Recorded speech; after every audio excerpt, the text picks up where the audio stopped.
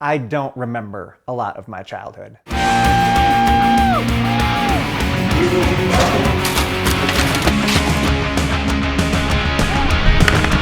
I do remember guys like Travis Pastrana, Matt Hoffman, Brian Deegan, and Dave Mira basically inventing new categories for their sports. And something about that always stuck with me.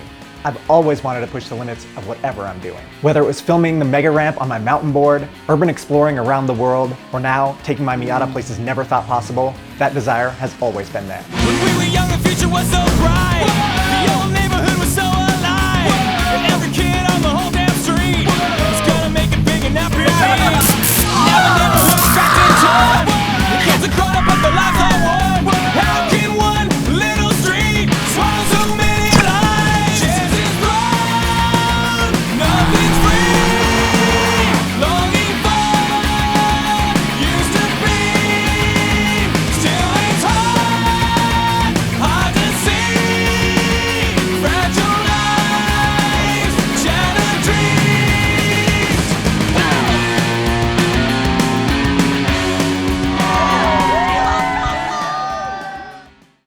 Like most guys' stories, mine started with my dad. I wanted to be just like him. He had a dirt bike, I wanted a dirt bike. He skied, so I skied. When he switched to snowboarding, I switched. He started wakeboarding, so I started wakeboarding. Then he bought a Miata, and look where we're at now. When I was like 9, the neighbor gave us this old Honda 3-wheeler in boxes, and my dad put it together for me, and then that was my first real motorized thing that was mine. I could drive whenever I wanted. We had all this land in the backyard, and we could just go tear it up. It was incredible. There was something about wakeboarding that really stuck with me. Maybe it's because we couldn't do it all the time, just a few times throughout the summer, that I tried to replicate it by digging a pit, and then my buddy and I would pull each other behind the 3-wheeler in this pit. It was just wild. I also subscribed to Wakeboarding Magazine, and one day they had this article about what the guys do when they're not wakeboarding. And this one dude, Sean Murray, a legend of the sport, my favorite wakeboarder, he had built a dirt BMX track in his backyard. And it just got me thinking, I have a bike, I have a backyard, I have a shovel, why don't I build a BMX track? So the next time my parents went out of town on vacation, they came back to a full BMX track in their front yard. And somehow I didn't get in trouble for that at all. That definitely shows how supportive my parents really have been in all of this. Throughout the years, the jumps grew and grew,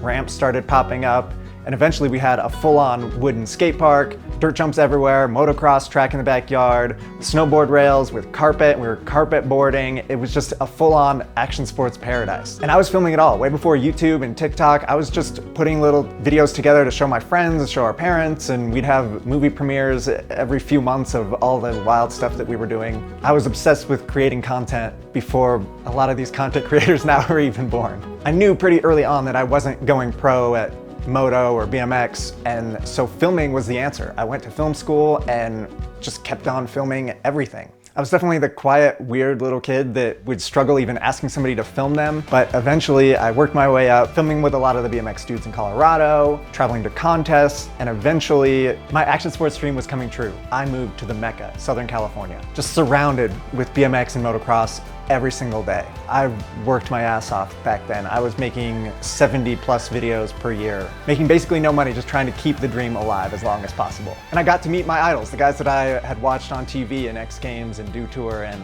all of that. And for a while, life was really awesome. Over 3 years, I produced hundreds of videos for the coolest people and coolest brands, but then the dream came crashing down. Around the same time that my mom got sick, the riders and companies just stopped calling me to film. I came back to Colorado for a visit and ended up breaking my collarbone in a mountain bike crash. I was completely broke and couldn't film anything with my arm in a sling, so my buddy asked me to come help his company edit for just a month or two. But at the end of that, he inevitably asked me to come on full time. It was a hard choice, but I figured my action sports dream had been fulfilled and it was time for a new dream. So I pack up all my stuff in California, drive it 1,000 miles back across the country, come back, and there's no job. He decided to leave the company and we were gonna start our own ad agency and make all kinds of videos, all kinds of money, and it was gonna be great. Well, 5 years of struggling and no money later, I'm completely miserable. I've never been a 9-to-5 person and it was just killing me. I would look for anything possible to distract me from my miserable existence. So one night after drinking and dancing downtown Denver, we're waiting for the Uber to come, it's taking too long,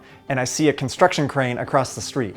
I've always wanted to climb one, and the liquid courage just was enough that we decided to go for it. We hop the fence and go and climb up this construction crane. And the entire time, my heart is pounding. I know we're gonna get in so much trouble. We get to the top and it's just this gorgeous view of the whole city, watching people run around like ants. And I just know at any moment the cops could come and we're getting in so much trouble, but it doesn't happen. We are free and clear. And so this just starts this journey of urban exploration, of going out and climbing cranes at 2 o'clock in the morning after the bars let out. It was just wild, honestly. People call it adrenaline junkie, but I think that's a stupid word. I just thought it was fun and a unique thing to do that nobody else does. I was still kind of being a little bit secretive about it, not posting too many photos, but when my mom passed away, all that went away. I had no reason not to just go crazy, and that's exactly what I did. I made a YouTube video called How to Hang from a Crane the Easiest Way. I knew there would be some controversy, and I kind of hoped it would set my life on a new trajectory, and it did. It just was a different trajectory than what I had planned. By sheer bad luck, the construction site foreman was a kid that I used to pick on a little bit growing up. He recognized me from security cam footage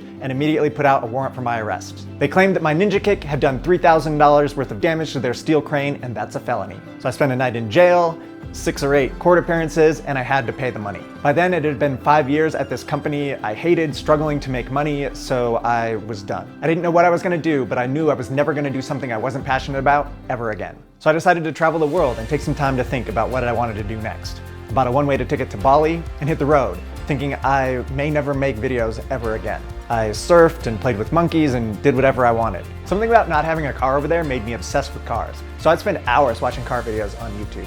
Hoobie, Doug DeMuro, Stradman, anyone I could think of. So after 5 months of traveling, the pandy hits and I have to come back to Colorado and decide what I'm actually gonna do with the rest of my life. I knew I wanted to make videos again, and what better to make videos about than what I was enjoying watching, and that's cars. So my first brilliant idea was to buy a $500 PT Cruiser, combine my love of cars with my love of action sports, and take it to a motocross track. Of course, it's the worst car in the world, so it only lasted 1 jump. But it did open my eyes to the possibilities of jumping cars. I thought if I bought a better car and put better suspension on it, it would last more jumps. So I bought a Mitsubishi 3000 GT and tried to turn it into a rally car. Of course, it only lasted 1 jump. But while we were working on it, a neighbor came into the garage and told us about the Gambler 500 off-road rally. It sounded like the coolest thing in the world, so we bought a $500 Subaru Outback and took it to the rally. To this day, it's one of the most fun things we've ever done in a car. Fording rivers, taking it off jumps, climbing mountains that shouldn't be climbed in a Subaru Outback.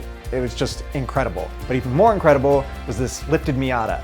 Something about it, I was just in love at first sight. Maybe it was because my dad had one, but I just loved it. Then the day after the Gambler, it was for sale on Facebook Marketplace. I went and took it for a test drive, and my future life flashed before my eyes. I saw it jumping on motocross tracks and climbing mountains and doing all the stuff that I'm doing now before I even exchanged the money. The vehicles may have changed over the years, but the mission is still the same.